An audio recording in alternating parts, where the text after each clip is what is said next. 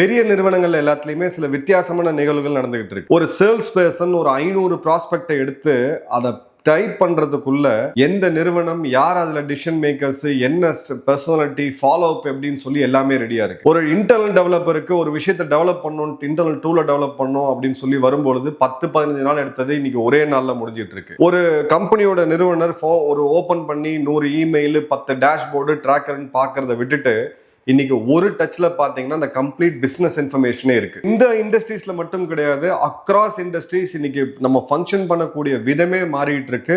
நம்ம நிறைய ஃபாஸ்டா மூவ் பண்றோம், நிறைய வேல்யூபிள் ஆட் பண்றோம். அதே சமயம் பாத்தீங்கன்னா ரிசோர்சஸும் கம்மியா இருக்கு. இது இந்த ப்ரொஃபஷன்ஸ்க்கு மட்டும் லிமிட்டடா இல்ல, கம்பெனிஸ் இன்னைக்கு வந்து வேலை செய்யக்கூடிய முறையே மாறிடுச்சு. ஃபாஸ்டரா மூவ் பண்றாங்க, லிமிட்டட் ரிசோர்ஸ்ல குயிக்கா பண்ணக்கூடிய பல நிகழ்வுகளை நம்ம பாக்குறோம். இப்ப இந்த இடத்துல எக்கச்சக்கமான ஏஐ டூல்ஸ் இருக்கு, ஏஜென்ட்ஸ் இருக்கு. எதை பயன்படுத்துறது, ஜெமினியா, கிளாடா, பெர்ப்ளெக்சிட்டியா அப்படின்னு சொல்லி நிறைய கன்ஃபியூஷன்ஸ் இருக்கு. இது ஏஜென்ட்ஸா இல்ல ஆட்டோமேஷனா அப்படின்ற கன்ஃபியூஷன் நம்ம பார்க்கிறோம். சோ நாம எதை கத்துக்கணும், எக்ஸாக்ட்டா நம்ம என்ன கத்துக்கணும்னு சொல்லி கொடுக்கிறதுக்கு ஒரு 8 hours லைவ் மாஸ்டர் ட்ரைனிங் வர சனிக்கிழமை அதுமா நடக்க இருக்குது. இந்த இடத்துல 50 விதமான ரேண்டம் டூல்ஸ் அவங்க கிட்ட கொடுக்காம ஸ்பெசிபிக்கா எந்த ஏஐ டூலை எதுக்கு பயன்படுத்தணும் அப்படின்ற பயிற்சியை கொடுக்குறாங்க. சேல்ஸா இருக்கட்டும், மார்க்கெட்டிங்கா இருக்கட்டும், ஃப்ரீலான்ஸா இருக்கட்டும், இல்ல டீச்சிங்கா இருக்கட்டும், இல்ல பிசினஸா இருக்கட்டும், எந்த டூலை எப்ப பயன்படுத்தணும், எப்படி பயன்படுத்தணும் அப்படின்ற ஒரு தெளிவான பயிற்சி இங்க வந்து உங்களுக்கு கிடைக்கும். Research, automation, app, work flows, எந்த விதமான ஒரு டூலையும் எப்படி நீங்க மாடர்னைஸ் பண்ணி சரியா பயன்படுத்தணும் அப்படின்றத இந்த சனிக்கிழமை கத்துக் கொடுப்பாங்க. மண்டேல இருந்து நீங்க பிராக்டிகலாவே பயன்படுத்த ஆரம்பிக்கலாம். நம்மளுடைய நாலேஜ் பார்ட்னர் அவுட் ஸ்கில்ஸ் இதை கம்ப்ளீட்டா ஃப்ரீயா கொடுக்குறாங்க. டிஸ்கிரிப்ஷன்ல இருக்கக்கூடிய லிங்கை கிளிக் பண்ணி உடனடியாக ரெஜிஸ்டர் பண்ணுங்க. ஏன்னா நீங்க எல்லா ஏஐ டூல்ஸும் கத்துக்கணும்னு அவசியமே கிடையாது. எந்த டூலை எதுக்கு கத்துக்கணும், எதுக்கு எப்படி பயன்படுத்தணும் அப்படின்ற அந்த அறிவு அப்படின்றது கண்டிப்பா தேவை.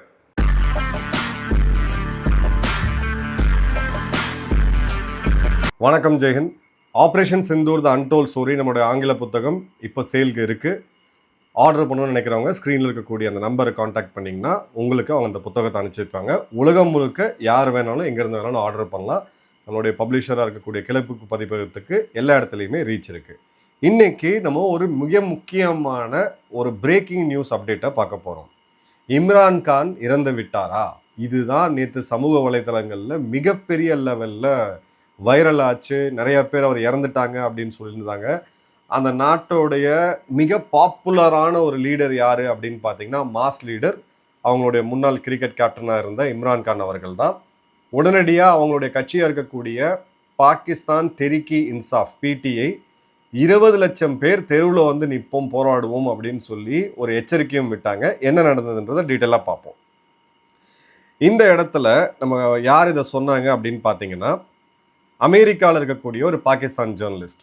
அவங்க இராணுவத்தின் மீது கடுமையாக விமர்சனம் வைக்கக்கூடியவர். நான் மதிக்கக்கூடிய ஒரு சில பாகிஸ்தானிகளில் ஒருத்தர் யாருன்னு பார்த்தீங்கன்னா வஜாகத் சயீத் கான் அவர்கள் தான். எம்மி அவார்டுக்கெலாம் நாமினேட் பண்ணாங்க. அவர் வந்து தன்னுடைய யூடியூப் சேனலில் ஒரு போஸ்ட் ஒன்று போட்டார். அந்த 2 வீடியோ போட்டார். முதல்ல வந்து is Khan still with us, Imran Khan நம்ம கூட இருக்கிறாரா, உயிரோடு இருக்கிறாரா அப்படின்னும். அதுக்கப்புறம் பார்த்தீங்க அப்படின்னா 2வது வீடியோவில் இம்ரான் கான் இறந்த பிறகு what happens after Imran Khan அப்படின்ற ஒரு வீடியோ 2 வீடியோ போட்டிருந்தார். இவர் ஒரு சென்சிபிளான ஒரு பாகிஸ்தானி ஜேர்னலிஸ்ட். கண்டிப்பாக நான் அவரை ஃபாலோ பண்ணுவேன். இப்போ அவருடைய காணொளிகள் பார்த்தீங்கன்னா இந்தியாவை அவங்க எப்படி பார்க்குறாங்க அப்படின்னு ஒரு டிஃப்ரெண்ட் பெர்ஸ்பெக்டிவ்லாம் கிடைக்கும். அவங்க இராணுவம் என்ன பண்ணுது அப்படின்றதையும் ரொம்ப தெளிவாக சொல்லுவார். அவங்களுடைய அரசாங்கம், அந்த நாடே எவ்வளோ வந்து ஒரு சீர்கெட்டு போயிருக்கு அப்படின்றத டேட்டாவோட சொல்லக்கூடிய ஒரு மனிதர். அவருடைய வாய்ஸுக்குன்னு சொல்லி ஒரு வெயிட்டேஜ் கண்டிப்பாக இருக்குது. இந்த இடத்துல அவர் சொல்லக்கூடியது என்ன அப்படின்னு பார்த்தீங்கன்னா, பாகிஸ்தானுடைய கண்ட்ரோல் எங்கே இருக்குது அப்படின்னு பார்த்தீங்கன்னா அவங்களுடைய பிரதமர் அலுவலகத்திலையோ, பாராளுமன்றத்திலையோ, ஜனாதிபதியோட அலுவலகத்திலையோ கிடையாது. அவங்களுடைய ஜிஹெச்கியூன்னு சொல்லக்கூடிய ஜெனரல் ஹெட் குவார்ட்டர், இராணுவ தலைமையகம் ராவல்பிண்டியில். அங்கே இருக்கக்கூடிய 3 மிக முக்கியமான உயரதிகாரிகள், அதுவும் குறிப்பாக ஜிஎஸ் பிரான்ச்னு சொல்லக்கூடிய ஜெனரல் ஸ்டாஃப் மற்றும் எம்ஐன்னு சொல்லக்கூடிய மிலிட்ரி இன்டெலிஜென்ஸ் மற்றும் C4 டைரக்டரேட், இதில் இருக்கக்கூடிய 3 உயரதிகாரிகள் மற்றும் ஒரு ஜூனியர் அதிகாரி இவர்கிட்ட சொல்லியிருக்கிறாங்க, Imran Khan is no longer with us, Imran Khan நம் உயிரோடு இல்லை அப்படின்ற தகவலை. அதே மாதிரி பார்த்தீங்கன்னா இந்த தகவலை இன்னைக்கு அந்த இராணுவ தளபதியாக இருக்கக்கூடிய ஃபேக் மார்ஷல் அஷீம் முனீர் இதை நாட்டுக்கிட்ட இருந்து மறைச்சிக்கிட்டு இருக்கான் மக்கள்கிட்ட இருந்து அப்படின்ற செய்தியை சொல்லியிருக்காங்க. நல்லா கவனிங்க, இது ரொம்ப ரொம்ப சென்சிட்டிவான ஒரு டாபிக். அந்த நாட்டையே வந்து கலவரமாக பூமியாக மாற்றக்கூடிய ஒரு மிகப்பெரிய ஒரு சென்சேஷன் நியூஸ். ஏன்னா இம்ரான்கான் ஒரு மாஸ் லீடர், கிட்டத்தட்ட ஒரு 4 வருடம் கடந்து இப்போ அவர் ஜெயிலில் இருந்துகிட்டு இருக்கார். 2022க்கு பிறகு அவர் தொடர்ந்து ஜெயிலில் தான் இருக்கிறார். அப்படிப்பட்ட ஒருத்தர் கொல்லப்பட்டதா இவர் வந்து கிளைம் பண்ணுறாரு. அந்த கிளைமுக்கு பேரை மட்டும் சொல்லாமல் அந்த எந்த இராணுவ பிரிவிலிருந்து இந்த செய்தியை சொல்கிறேன்னு சொல்கிறாங்க. ஜிஎஸ் பிரான்ச் அப்படின்றது இராணுவத்தோடைய டே இன் அண்ட் டே அவுட் ஆப்ரேஷன்ஸை பார்க்கக்கூடிய ஒரு பிரான்ச். மிலிட்ரி இன்டெலிஜென்ஸ் இராணுவத்தோடைய உளவு தகவலை பார்க்கக்கூடிய ஒரு பிரான்ச். C4I டைரக்டரேட் மொத்த கமாண்ட் அண்ட் கண்ட்ரோல் கம்யூனிகேஷனை பார்க்கக்கூடிய ஒரு பிரான்ச். இது தவிர அதே இராணுவ தலைமையகத்தில் இருக்கக்கூடிய ஒரு ஜூனியர் லெவல் ஆஃபீஸரும் சொல்லியிருக்கிறாங்க. அப்படின்றது போது இந்த தகவலுக்கு ஒரு சாலிடான வெயிட்டேஜ் இருக்கிறத நம்ம பார்க்குறோம். இப்போ அவர் இருக்காரா இல்லையா கண்டிப்பாக அந்த நாடு தான் உறுதி செய்ய முடியும். பட் இந்த நியூஸ் வந்து ஜஸ்ட் லைக் தட் யாரோ ஒருத்தங்க அப்படியே கிளப்பி விட்டாங்க அப்படின்னு பார்க்க முடியாது. அந்த அளவுக்கு அந்த சோர்ஸோட ரெஃபரன்ஸை வந்து வஜாகத் கான் கொடுக்குறாப்புல. அடுத்தது அவர் என்ன சொல்கிறாரு அப்படின்னு பார்த்தீங்கன்னா, ஒரு கேவியாட்டும் இது பண்ணுறாரு, இந்த இடத்துல கொடுக்குறாரு. என்னன்னா, கான் வந்து திரும்ப திரும்ப இந்த மாதிரியான ஒரு இடத்துல அவர் இருக்காரா இல்லையா அப்படின்றது அன்வெரிஃபைடாக இருக்குது. இந்த மாதிரி தகவல் எனக்கு வந்துச்சு, பட் என்னால் உறுதிப்படுத்த முடியல அப்படின்னு சொல்லிட்டு, அதே மாதிரி பார்த்தீங்கன்னா அவங்களுடைய சோர்ஸ் இந்த 4 இராணுவ அதிகாரிகளும் அவருடைய பாடியை நேரடியாக பார்க்கல, அவருடைய மரணத்தையும் நேரடியாக பார்க்கல அப்படின்றதும். அதன் பிறகு அவர் என்ன சொல்கிறாருன்னு பார்த்தீங்கன்னா, உடனடியாக பேக் ட்ராக் பண்ணுறாரு. இது பயங்கரமாக வைரல் ஆக பிறகு string authorities to provide proof of life அப்படின்னு அவர் சொல்கிறார். அவர் உயிரோடு இருக்காரு அப்படின்றதுக்கான ப்ரூஃபை நீங்கள் உலகத்துக்கு கொடுத்துருங்க அப்படின்னு சொல்லிட்டு. ஒரு பெரிய அரசியல் தலைவர் ஹாஸ்பிட்டல் இருக்கும்போது என்ன மாதிரியான ரூமர்ஸ்லாம் தமிழ்நாட்டில் வந்துச்சுன்றதை நம்ம அந்த காலகட்டங்களில் பார்த்துருக்குறோம். ஸோ அந்த மாதிரியான ஒரு சூழ்நிலை அங்கே இருக்கிறத பார்க்க முடியுது. அதே மாதிரி பார்த்தீங்க அப்படின்னா, இதை வந்து நம்மளுடைய பொலிட்டிக்கல் மற்றும் டிஃபென்ஸ் அனலிஸ்டாக இருக்கக்கூடிய அபிஜித் தயார் மித்ரா அவருடைய எக்ஸ்பலத்தில் போடுறாரு, ஃபஸ்ட்டு பதிவிடுறாரு. அதன் பிறகு இது இந்தியா முழுக்க வைரலாகி பிறகு இது எல்லா நியூஸ் மீடியாவும் மெயின் ஸ்ட்ரீம் மீடியாவும் பிக்கப் பண்ண ஆரம்பிக்கிறாங்க. இப்போ இதில் ஒரு முக்கியமான பாயிண்ட் என்னென்னா, இந்த ஊடகம் எப்படி ஒர்க் ஆகிட்டு இருக்கு அப்படின்றதுக்கு ஒரு மேஜர் ஷிஃப்ட் நடந்திருக்கு. யாருக்குமே தெரியல, அது யாரும் கவனிக்கல, தெரியலன்றத விட கவனிக்கல. அது என்னென்னா, ஒரு காலத்தில் யூடியூப்பில் பேசக்கூடியவங்க இல்லை வந்து உங்களுக்கு டிஜிட்டல் மீடியாவில் பேசக்கூடியவங்க மெயின் ஸ்ட்ரீம் மீடியாவிலேருந்து ரெஃபரன்ஸ் எடுத்து அதை வந்து பேசுவாங்க. இப்போ அப்படியே தலைகீழாக மாறி இருக்கு. இந்த சோஷியல் டிஜிட்டல் மீடியாவில் இருக்கக்கூடியவங்க பேசுகிற அந்த நியூஸை தான் இப்போ மெயின் ஸ்ட்ரீம் மீடியா பிக்கப் பண்ணுறாங்க. இப்போ மெயின் ஸ்ட்ரீம் மீடியாக்கான அந்த வைரல் வீடியோஸ்லாம் அவங்க எங்கேருந்து எடுக்கிறாங்க அப்படின்னு பார்த்தீங்கன்னா, எக்ஸ் தளத்துலேருந்து பொலிட்டிக்கல் கமெண்டேட்டர்ஸு நம்மள மாதிரி இருக்கக்கூடிய அனலிஸ்ட் போடக்கூடிய சில முக்கியமான இதை தான் எடுத்து அவங்களே ப்ராபகேட் பண்ணுறாங்க. இப்போது இதே மாதிரியான ரூமர் முதல்லையுமே வந்துச்சு. அப்போ பாகிஸ்தானுடைய அரசாங்கமோ இராணுவமோ ஏதாவது மறுப்பு தெரிவித்தாங்களா பார்த்தீங்கன்னா கிடையாது. ஆனால் முதல் முறையாக பாகிஸ்தான் இராணுவம் இதுக்கு மறுப்பு தெரிவிக்கிறாங்க. இது ஒரு முக்கியமாக நம்ம கவனிக்க வேண்டியது. ரொம்ப ஒரு அன்யூஷுவலான ரெக்கார்டு. ISPR இந்த இடத்துல அவங்க தெளிவாக சொல்கிறாங்க, இது ஒரு ஃபேக் நியூஸு, அதெல்லாம் ஒன்றும் நடக்கலை, அப்படிலாம் ஒன்றும் இல்லை, அவர் உயிரோடு தான் இருக்கிறாரு அப்படின்றாங்க. இது ஒரு புது ஃபினாமினன் கிடையாது. ஒரு டைமும் அவர் கிட்டத்தட்ட இறந்து போயிட்டார். அவங்களுடைய தங்கை ஜெயிலில் போகும்போது அவர் தாக்கப்பட்டார், அவர் வந்து பாலியல் கொடுமைகளுக்கு உள்ளாக்கப்பட்டார்ன்ற அளவுக்கெல்லாம் வந்து செய்திகள் வந்துச்சு நவம்பர் டிசம்பர் போன வருடம். அதன் பிறகு ஜெயில் அஃபிஷியல்ஸ் அதை டினை பண்ணாங்க. இம்ரான்கான் நல்ல உடல்நிலையோடு தான் இருக்கிறாரு அப்படின்ட்டு. ஒரு 5 வருடம் ஒரு சாலிட்டரி கன்ஃபைன்மெண்ட்டில் இருக்கக்கூடிய தனிமை சிறையில் இருக்கக்கூடிய ஒருத்தர் எப்படி அந்த அளவுக்கு ஹெல்த்தியாக இருக்க முடியும்னு எனக்கு தெரியல. பட் ஏதோ சொன்னாங்க, இந்த முறை தான் இராணுவம் மீண்டும் உறுதிப்படுத்துது. ஓகே, இப்போது இந்த ரூமர்ஸ் அப்படின்றது இது வெறும் ரூமர் மட்டுமா அப்படின்னு கேட்டிங்கன்னா, இதுக்குண்டான கிரெடிபிலிட்டி என்ன அப்படின்றத நம்ம ஏற்கனவே பார்த்துருக்கோம், டீட்டெயிலாக பேசியிருக்கோம். இப்போ இது சாத்தியக்கூறுகள் இருக்கா அப்படின்னு கேட்டிங்கன்னா கண்டிப்பாக இருக்குது. இம்ரான்கானுக்கு வயது இப்போ 73. அடியாலா ஜெயில் ராவல்பிண்டியில் ஆகஸ்ட் 5ஆம் தேதி 2023 சிறைக்கு சென்றார். இப்போது எக்ஸாக்டாக பார்த்தீங்க அப்படின்னா 3 வருடம், கிட்டத்தட்ட 3 வருடம் 1 வாரம் கடந்த ஒரு ஜெயிலில் தான் இருக்கிறாரு. 14 வருடம் சிறை தண்டனை அவருக்கு விதிக்கப்பட்டிருக்கு. இதை தவிர 180 கேசஸ் இருக்குது. தேச துரோகம், பயங்கரவாதம் அப்படின்னு சொல்லிட்டு 109 கேசஸ், அவர் 80க்கும் அதிகமான கேசஸ் அவர் மேலே இருக்குது. ஸோ பாகிஸ்தான் எந்த ஜென்மத்திலையுமே அதாவது இம்ரான்கான் வெளியிலே வர முடியாத ஒரு சூழ்நிலை தான் இப்போ அங்கே இருக்குது. இப்போது இதில் ஒரு முக்கியமான எனக்கு தெரிஞ்ச ஒரு விஷயம் என்னென்னா, பாகிஸ்தானுடைய கண்டோன்மெண்ட் கிட்ஸ், அதாவது மேஜர், கேப்டன், லெப்டினன்ட் கர்னல், இளம் அதிகாரிகள், அவங்களுடைய குடும்பங்கள், அங்கே இருக்கக்கூடிய இராணுவ வீரர்கள், இவர்களுக்கு மத்தியில் இம்ரான்கானுக்கு ஒரு மிகப்பெரிய பாப்புலாரிட்டி அப்படின்றது இருக்குது. இதை மறுக்கவே முடியாது. என்னால் உறுதியாக சொல்ல முடியும். இப்போ அப்படிப்பட்ட இடத்துல ஒரு ஜூனியர் அதிகாரி வந்து சொல்கிறார். அதே மாதிரி சீனியர் லார்ட்ஸ்லேயுமே இவர் வந்து ஒரு பஸ்தூனி, பட்டான் அப்படின்றத நம்ம மறந்துட முடியாது. ஸோ இந்த பஞ்சாபிகளுக்கும், அங்கே இருக்கக்கூடிய பாகிஸ்தான் பஞ்சாபிகளுக்கும் பஸ்தூனிகளுக்கும் இருக்கக்கூடிய அந்த ஒரு பாலிடிக்ஸ் அப்படின்றது, அந்த டிவைட் அப்படின்றது அவங்க இராணுவத்துலேயுமே இருக்குது. அந்த இராணுவம் எப்போ ஒன்றா சேர்ந்து சண்டை போடும் அப்படின்னு பார்த்தீங்கன்னா இந்தியா எதிர்ப்பில் மட்டும்தான். ஸோ இந்த ஒரு ஃபால்ட் லைன் அங்கே நிச்சயமாக இருக்குது. ரெண்டாவது, இவருடைய லாயர் சுஹைல் அஃப்ரிதி, இவர் என்ன சொல்கிறாரு அப்படின்னு பார்த்தீங்கன்னா, பல முறை ஆஸ் அ லீகல் கவுன்சிலாக ஒரு வக்கீலுக்கு வந்து தன்னுடைய கிளைண்ட்டை பார்க்கறதுக்கான எல்லா உரிமைகளும் இருக்குது. எவ்வளோ தரம் பண்ணாலும் அவர் வந்து பார்க்க முடியல அப்படின்றதும் அவர் ஒரு வார்த்தையை பயன்படுத்துறாரு. The law of the jungle only the beast who rules has rights. இந்த காட்டாட்சியில் எந்த மிருகம் ஆளுதோ அதுக்கு தான் உரிமைகள் இருக்குது, அதுக்கு தான் அதிகாரம் இருக்குது அப்படின்னு சொல்லியிருந்தார்.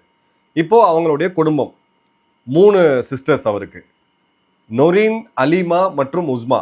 இந்த 3 பேரும் ரிப்பீட்டடாக என்ன சொல்கிறாங்கன்னா, அவங்க கண்ணுதர்லேயே மிக மோசமான முறையில் இம்ரான்கான் தாக்கப்பட்டார். குறிப்பாக நவம்பர் 2025 அவங்க உள்ள சிட்டின் ப்ரோட்டஸ்ட்லாம் பண்ணாங்க.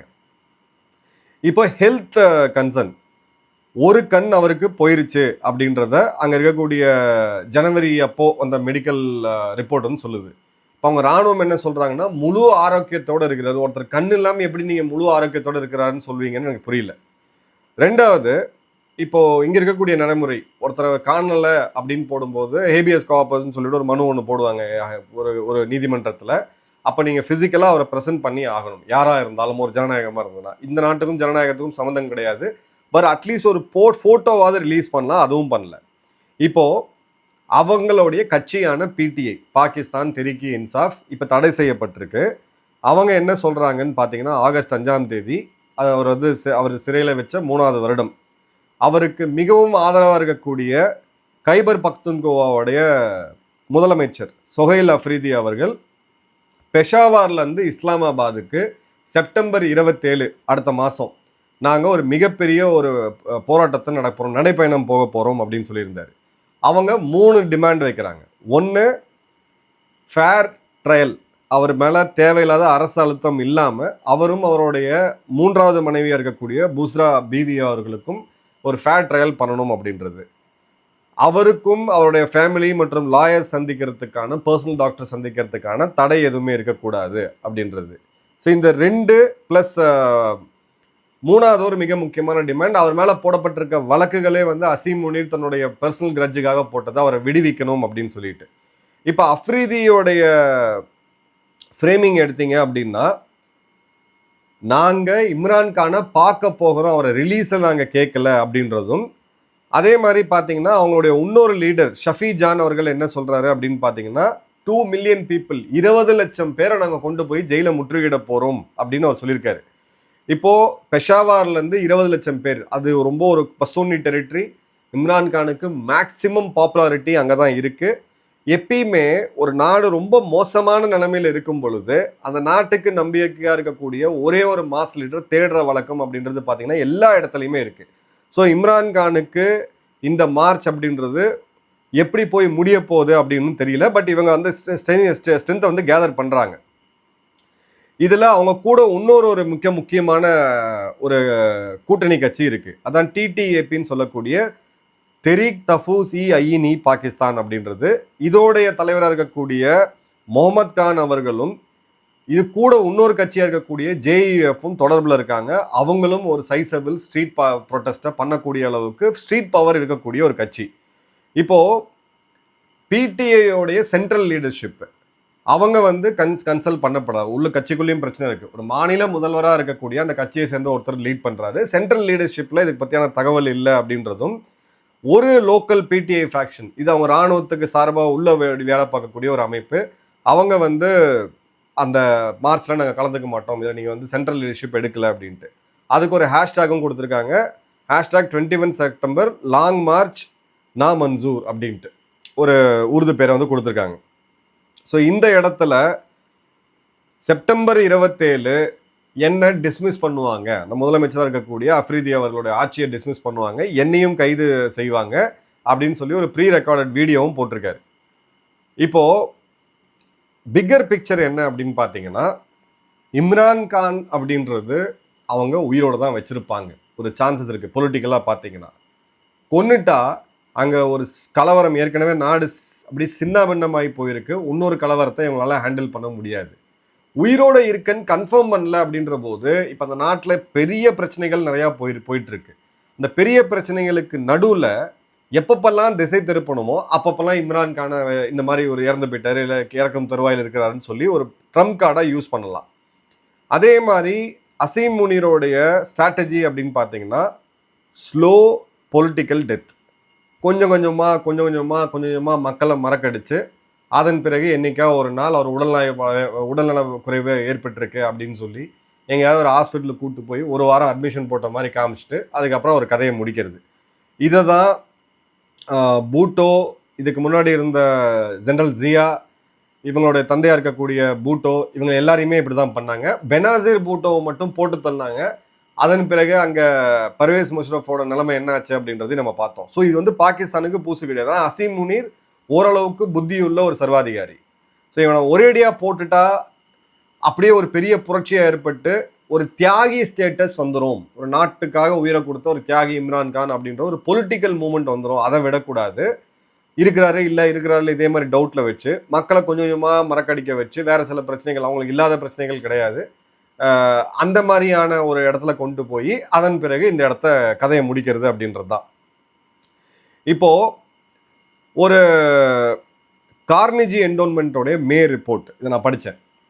அவங்க என்ன சொல்கிறாங்கன்னா, பிஎம்எல்என் மற்றும் பிபிபி, இந்த பெனாசிர் மற்றும் பூட்டோ குடும்பத்துடைய கட்சி, இது மீடியா, இன்டர்னல் கண்ட்ரோல் மற்றும் ரெப்ரெஷன், இது எல்லாமே கம்ப்ளீட்டாக இப்போ அசீம் முனீர்கிட்ட இருக்குது அப்படின்றதும், இப்போ இருக்கக்கூடிய முதலமைச்சராக இருக்கக்கூடிய, அதாவது பிரதமராக இருக்கக்கூடிய, மேயர் லெவலில் இருக்கக்கூடிய சபாஸ் ஷெரீஃப்கோ இல்லை பிலாவல் பூட்டோ, அடுத்த பரம்பரை டைனாஸ்டாக இருக்கக்கூடிய பிலாவல் பூட்டோக்கோ எந்த பவருமே கிடையாது. பவரை கம்ப்ளீட்டாக கன்சாலிடேட் பண்ணிட்டாங்க அப்படின்றதும்.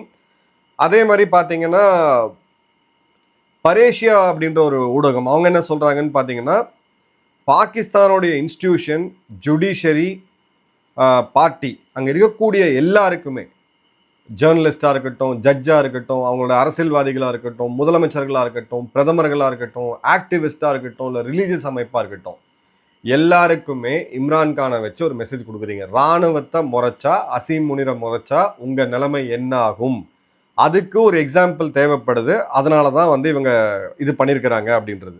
ஸோ இப்போ இந்த செய்தி உண்மையா இல்லையா கண்டிப்பாக நம்மளால் உறுதிப்படுத்த முடியாது. இதை வச்சு இவங்க அட்டென்ஷன் டைவர்ட் பண்ணுறாங்களா, பொலிட்டிக்கலாக அதுக்கான வாய்ப்புகள் ரொம்ப அதிகமாக இருக்குது. இல்லை ஒரு வேளையே உண்மையாக இம்ரான்கான் இறந்து போயிட்டாருன்னா அதுக்கும் வாய்ப்புகள் அதிகமாக இருக்குது. என்ன நடக்குன்ற இன்னொரு டீட்டெயில் வீடியோவில் பார்ப்போம். நன்றி, வணக்கம், ஜெயன்.